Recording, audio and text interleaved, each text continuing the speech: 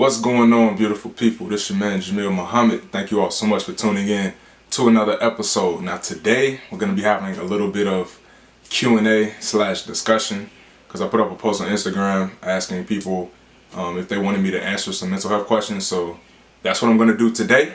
Hopefully you can walk away with some tools in your toolbox and we'll get right into it. First question is, how do you deal with stress? Very recently, about 2 or 3 weeks ago, I put up a blog post on my blog. My WordPress is called The Fasting Sprinter, and it was based on a realization I've had with swimming. And swimming for me, especially around midnight, is very therapeutic because at that time I'm by myself and I can just focus on being in the moment. There's nothing else to distract me.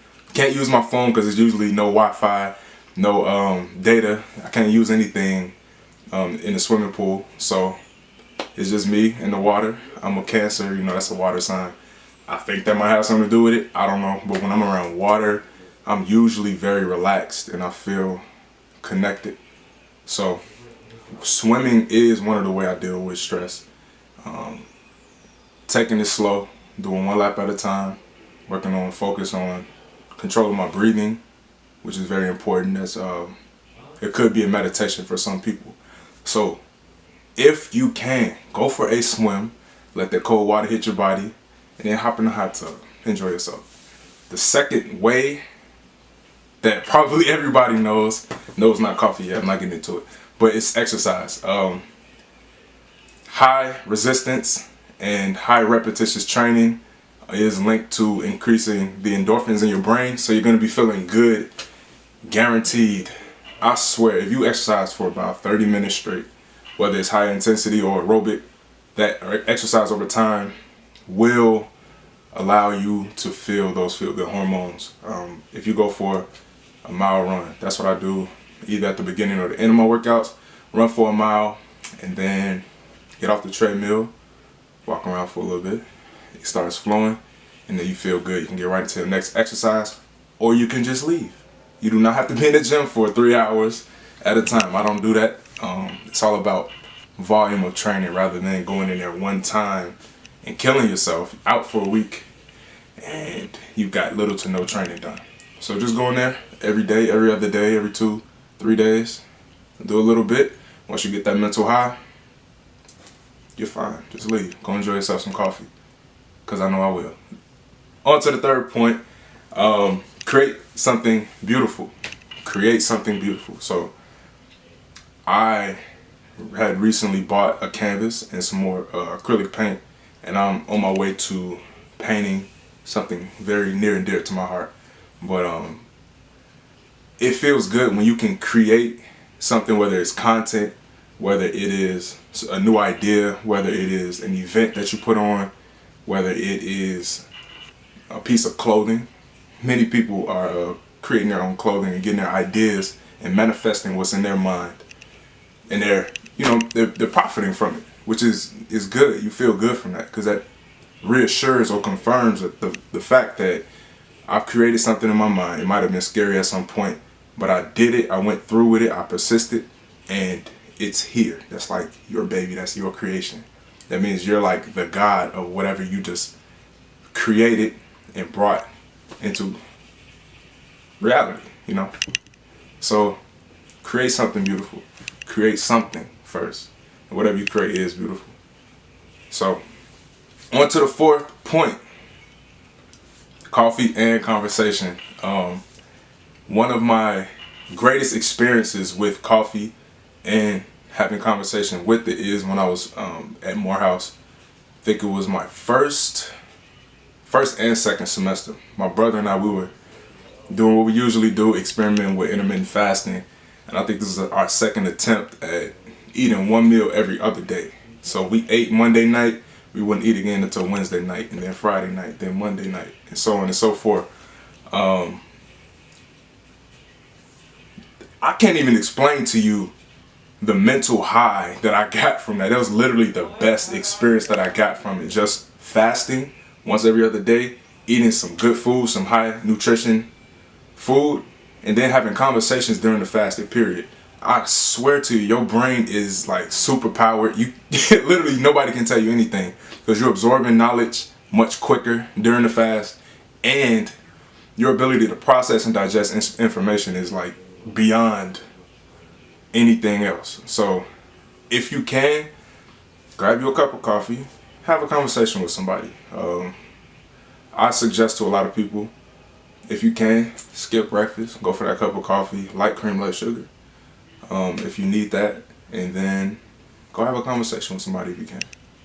Because the mental high that you get from the caffeine is only going to be supercharged from a stimulating conversation. So the question is, how do you deal with stress? That's number 4, coffee and conversation. Also, during that conversation, I would suggest not gossiping, because that's not really stimulating. It's really degradative.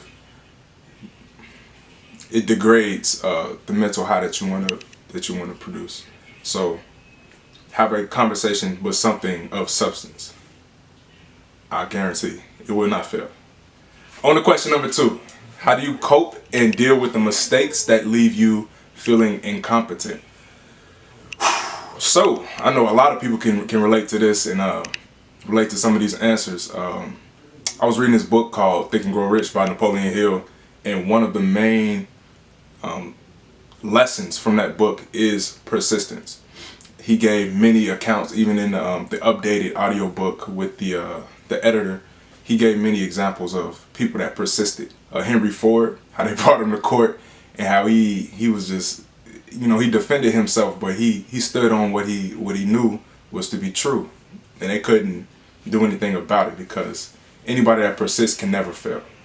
Just because you have failures along the way doesn't mean you have failed. You have failures, but they ultimately lead to your victory.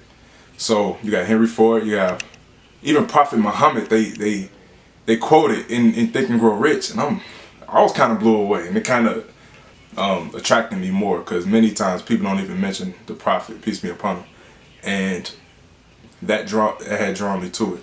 But his story of persistence, he's been rejected in his time over 10 years, and then became one of the greatest icons with respect to religious faith, because of what he believed. He knew it was true, and then he had ultimately gained a following from it.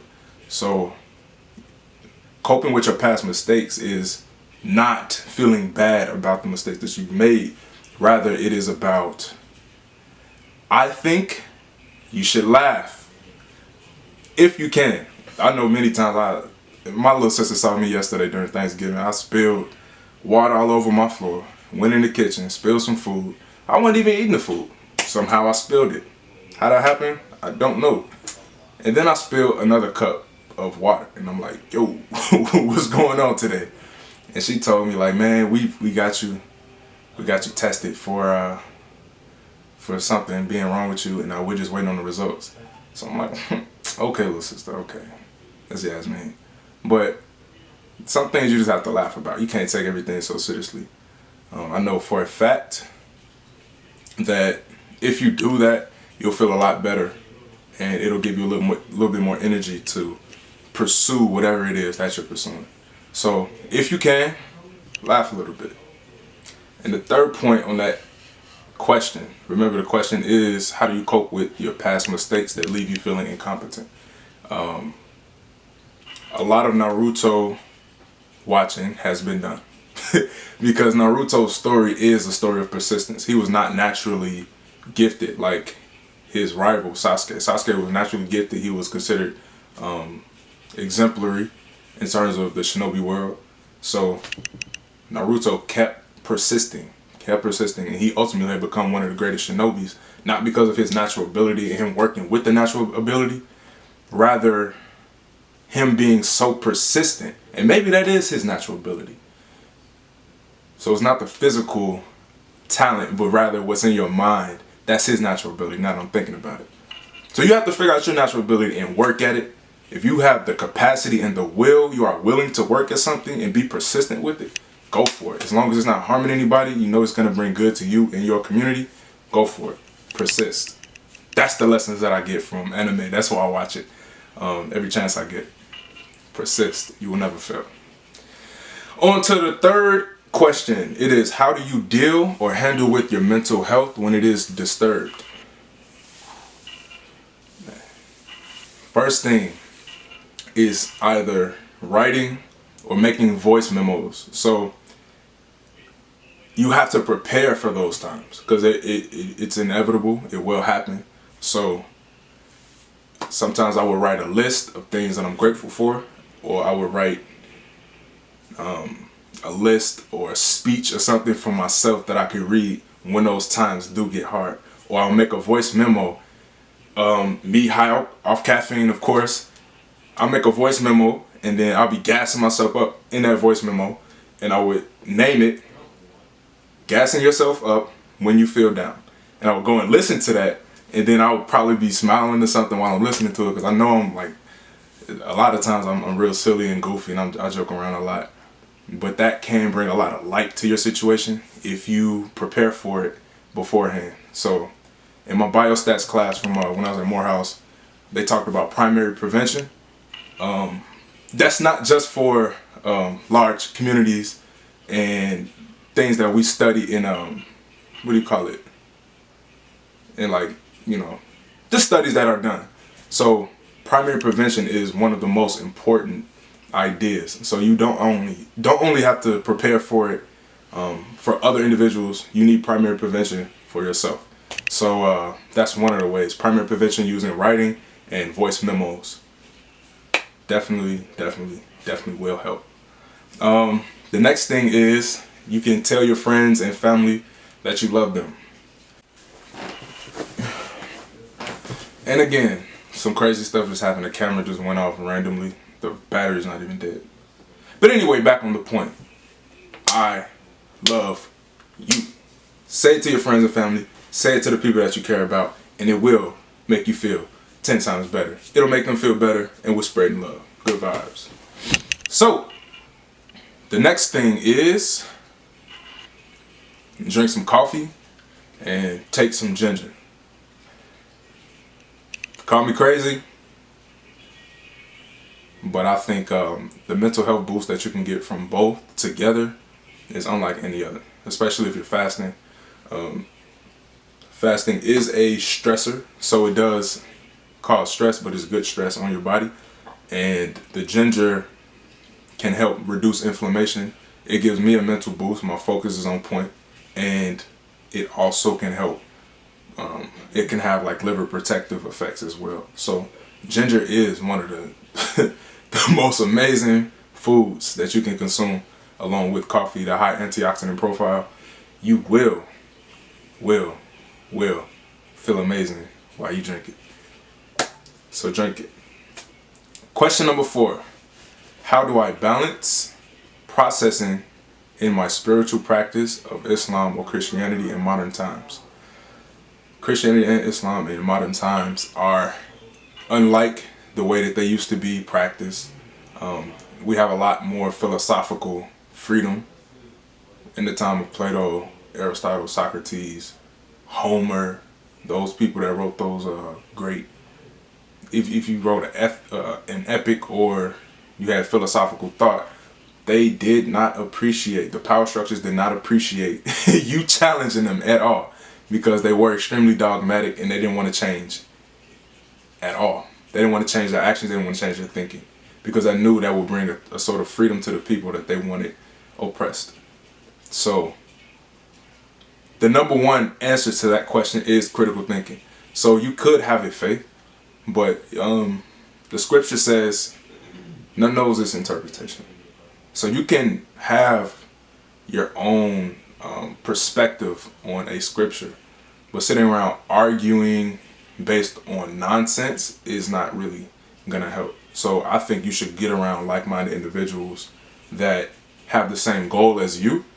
Also, be willing to challenge your own beliefs and your own faith, because whether you're looking for new answers or looking at a way to acquire a different perspective, you won't be able to get that unless you challenge it. If you run from the challenge all the time, you can't grow from it.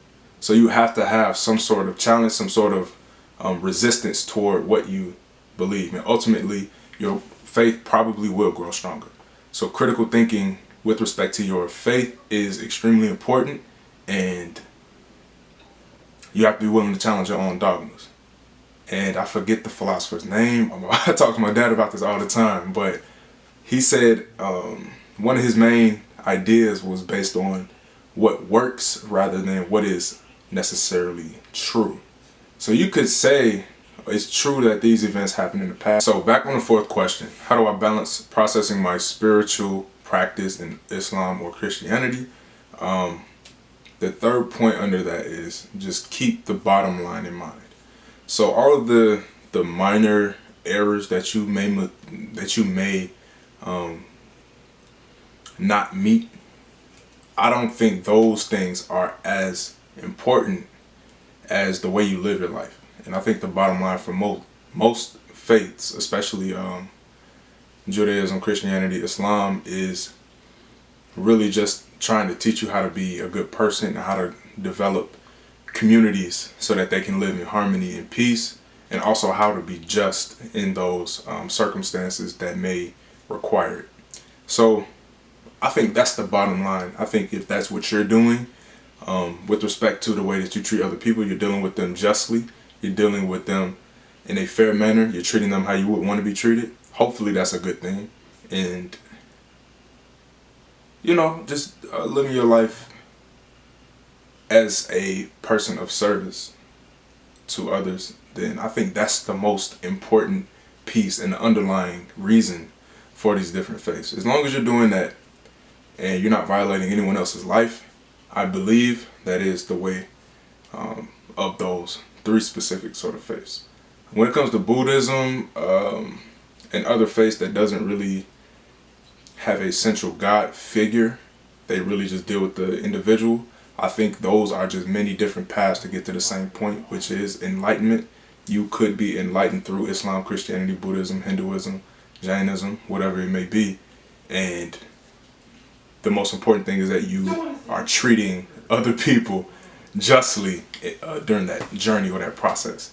So keep those people in mind. Make sure you critically think about your faith, and then understand that it is a journey. You don't have to feel down that you're not meeting the expectations perfectly 100%.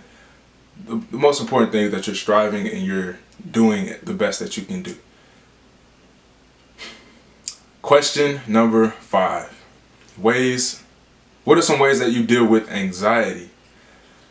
First thing right off the bat, deep breathing. When I first started recording videos, which I don't really do that often anymore, but when I first started recording videos, I would feel the necessary need to speak quickly, get my point across, and then I'm out of breath. I'm not really controlled with respect to my thoughts and the way that they come off. So whether it be you trying to create some sort of content or whether it be you having to speak publicly, the most important thing you can do in those situations is breathe deeply and think good thoughts. Understand that you are in a good place and you're exactly where you need to be right now. You are where you need to be right now. You are where you need to be right now. It's alright. This is your moment. Take it in, understand it, and appreciate it. Love it. And drink some coffee while you do it. The second thing, I would say repetitious exercise. But while you do that, make sure you have a bomb playlist. If you're not the type that can tune out your surroundings and you just want to put all your energy into that exercise, get you some really good headphones. I like the over-ear headphones. And get you a bomb playlist. Most of the times I want to tune out is I'm doing either some jump rope or I'm on the treadmill running for X amount of time, or I'm doing some push-ups, some little HIIT training that I don't really need to do too much thinking while I'm doing it. I can just focus and just, you know, get in tune with the music. Get you some music with little to no words. I like Tycho. And I also like when they just linked up with Saint Center, but that's besides the point. I like Tycho. I like different instrumentals. I like the electronic vibe. You know, gives you a little energy. It's not really that that crazy. But when I hit my resistance training, I gotta turn on the trap music. I gotta turn on the hard stuff, you know, Chief Keef, Herbo, Gucci, Future, for sure. Gotta hit that.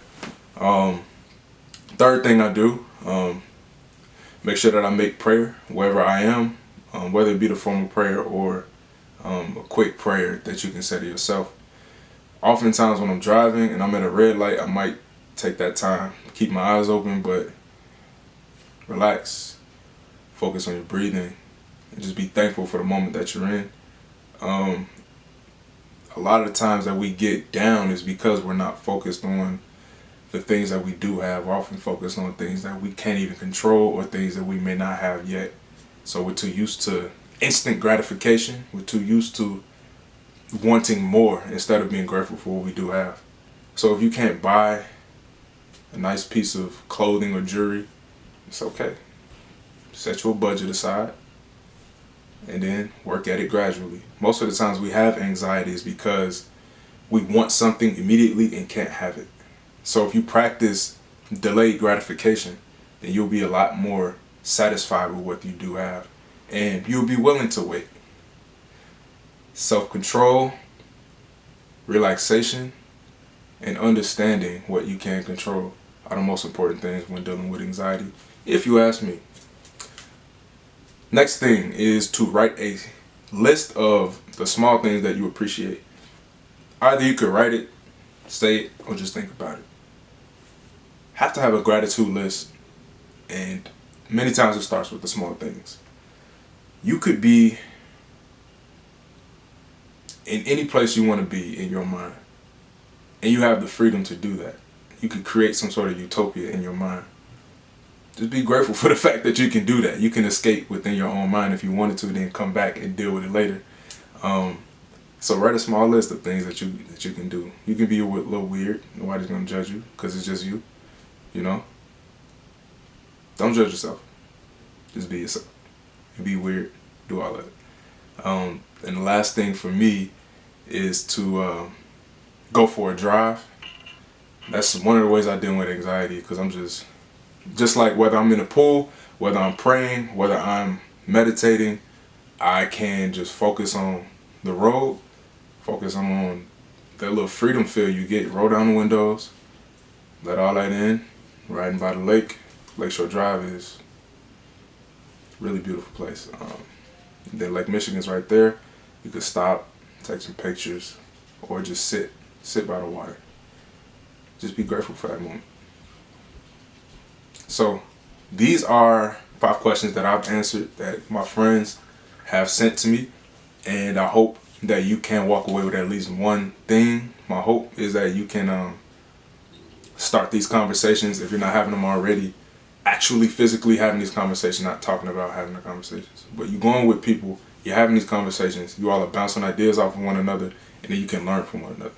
I am not an expert in mental health. I'm not an expert in psychiatry.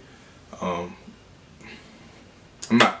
But I do know at least a little bit what works for me and how I cope with those things. Hopefully you can share some information with me, and I can do the same with you. I want to thank all of my friends that had responded and sent me some contributions to that post. I really do appreciate it, and it's helping me to produce this content. So if you would like more content, don't hesitate to let me know. You can find me on Instagram at Krishna Fist, on YouTube at Krishna Fist. Thank you all so much for tuning in. It's your man Jamil Muhammad. I appreciate you all so much. Peace.